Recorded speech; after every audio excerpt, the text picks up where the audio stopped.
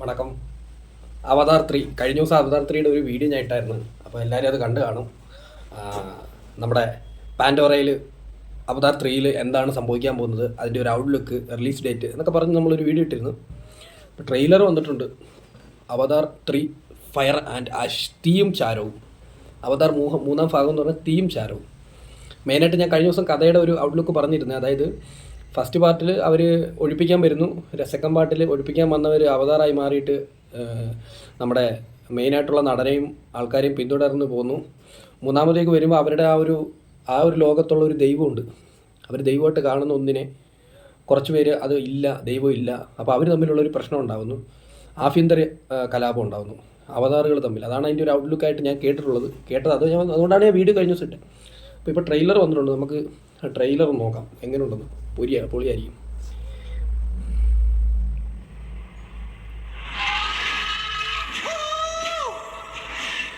അവതാർ ഫസ്റ്റിൻ്റെ ഒരു ലുക്കാണല്ലോ.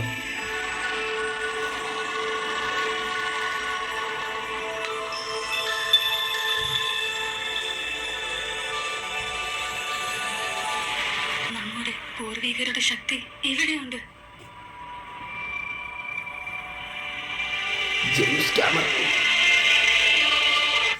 James Cameron ആ പേര് കേൾക്കുമ്പോൾ തന്നെ ഒരു ബ്രാൻഡ്. നമ്മുടെ ഇന്ത്യയിൽ SS രാജമൗലി എന്നൊക്കെ പറയുന്ന പോലെ ബ്രാൻഡ് ജെയിംസ് ക്യാമറൂൺ. എന്തോ മനുഷ്യനല്ലേ, ഒന്ന് ആലോചിച്ച്. ഈ പ്രായത്തിലൊക്കെ ഇതുപോലൊരു സിനിമയൊക്കെ ഇപ്പോഴും എടുക്കുക. നമ്മുടെ ഇന്ത്യയിലൊക്കെ ഈ പ്രായത്തിലുള്ള ഡയറക്ടർമാരൊക്കെ ഫീൽഡ് ഔട്ടായി. അവരുടെ ക്രാഫ്റ്റ് കംപ്ലീറ്റ് പോയി. അവർ ഔട്ട്ഡേറ്റഡ് ആയി പോയ ഡയറക്ടർമാരാണ് ഈ പ്രായത്തിൽ. ഇങ്ങനെ ഇപ്പോഴും അവതാർ 3 എടുക്കുക.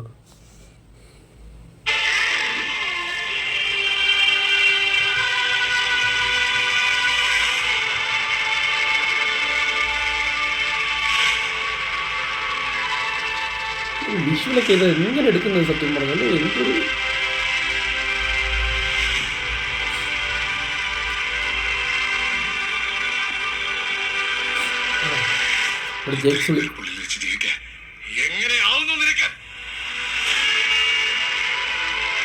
ഈ വർഷം ഡിസംബർ 19 കേട്ടോ.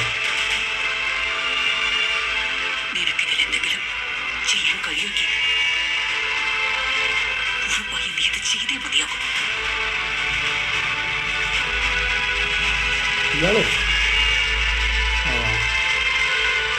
പുതിയ ലുക്ക് കണ്ട. ഫയർ കാണിച്ചാ അവതാർ ഫയർ ആൻഡ് ആഷ്.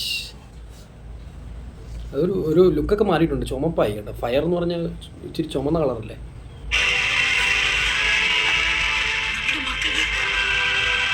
എനിക്കൊന്ന്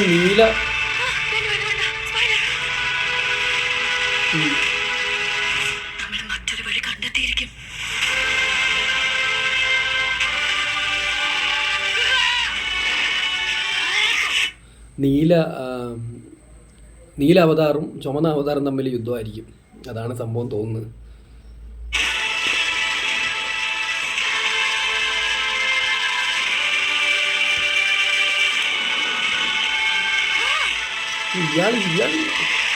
ഇയാൾ വീണ്ടും വരുവാണ്. ഫസ്റ്റ് പാർട്ടിനകത്ത് ആ വില്ലനുണ്ടല്ലോ, ആ മെയിനായിട്ടുള്ള ജനറൽ പട്ടാളക്കാരൻ, അയാൾ സെക്കൻഡ് പാർട്ടിൽ അവതാറായിട്ട് വരുമായിരുന്നു ശല്യം ചെയ്യാൻ.